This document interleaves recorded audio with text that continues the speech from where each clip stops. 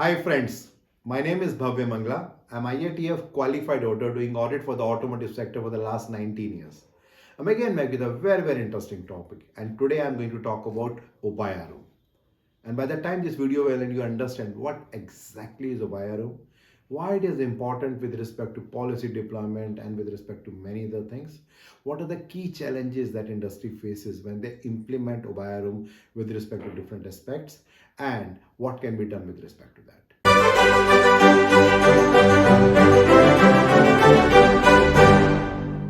Well, when we talk about any marriage in our family, or maybe when we are planning our vacation, what happens? The all family members sit together.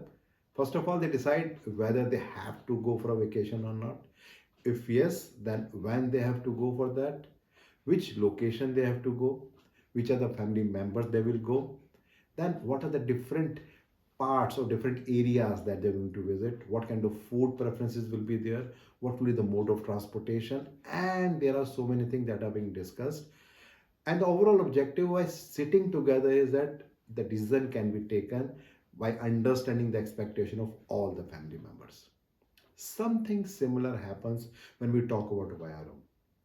So first of all, it's important to understand that from where this word Ubaya has come.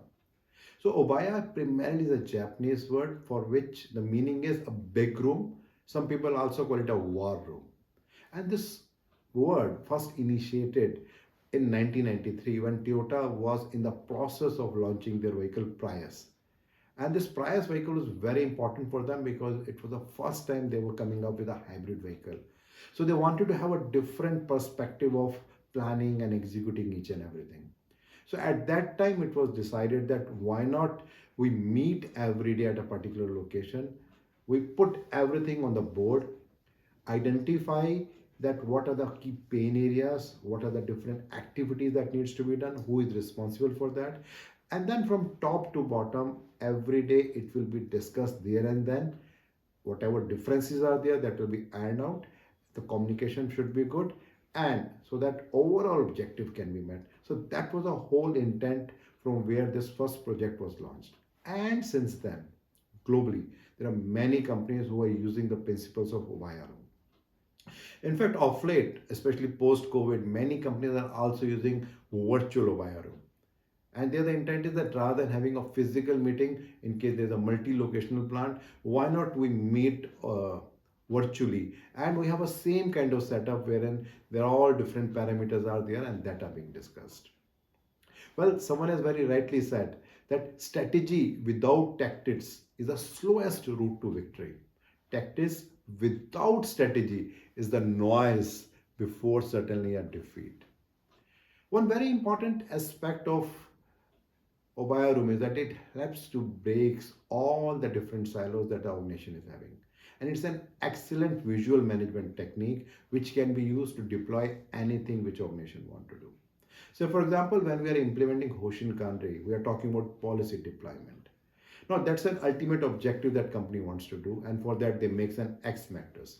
Now how to monitor that, how to see that whatever things that has been thought of say 3 to 5 years, whether they are actually being implemented or not, what is the present status about that. So for that, this particular technique is being used by using an Obaya room.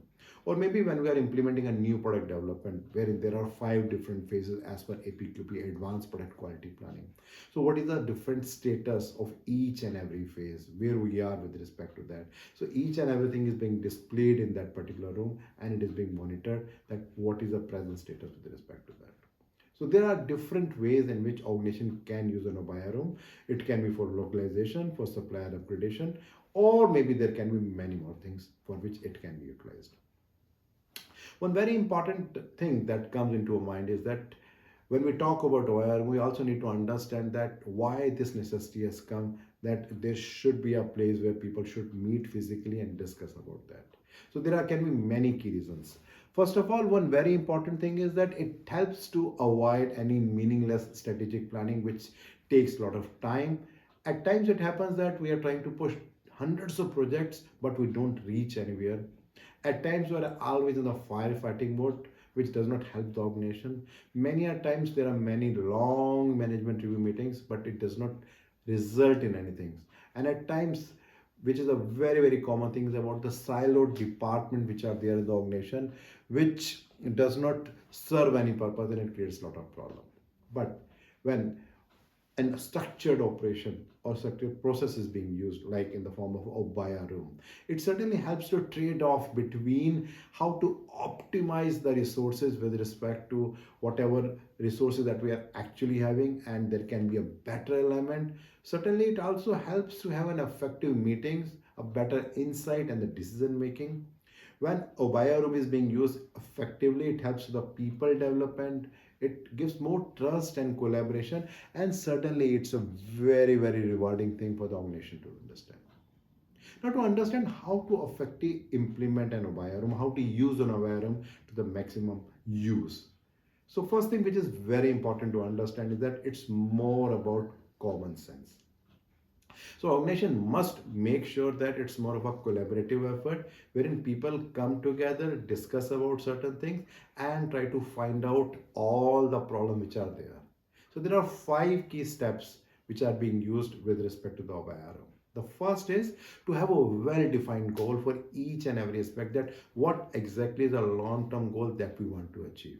Then the second part is to break that long-term goal into the secondary goals or the milestones. That brings step number three. Now we have to identify the different process parameters that will help us to reach that goal, because unless and until we define that, it's not practically possible to do that.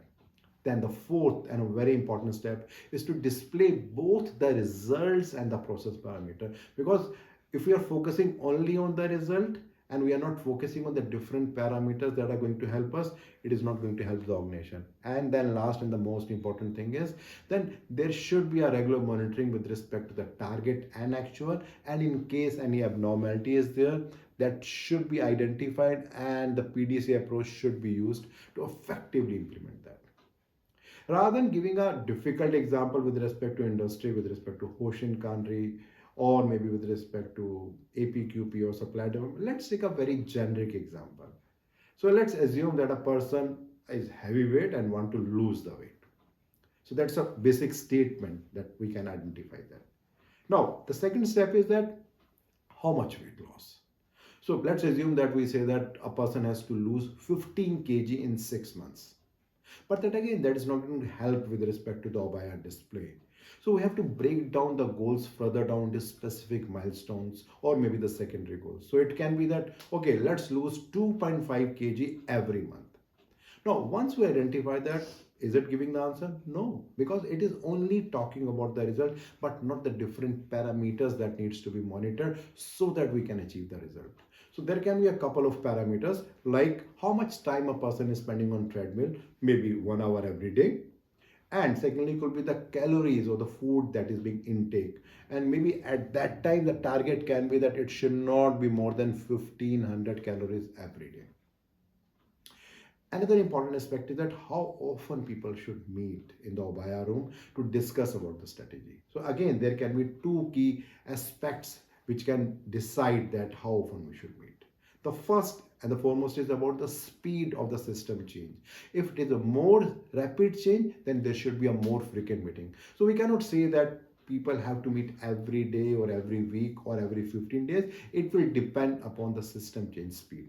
And the second is with respect to the response time to the change, that how much time it is taking for changing anything, because only then there is a perspective of meeting it and then seeing that what can be done with respect to that. At times, it's very important to ask certain questions to see that when we are using an Obaya room with respect to any policy deployment or with respect to any other things, how to know that whether it is actually working or not. So some of the key questions that can be asked is that whether we can see the strategic goals and whether they are contributing it or not.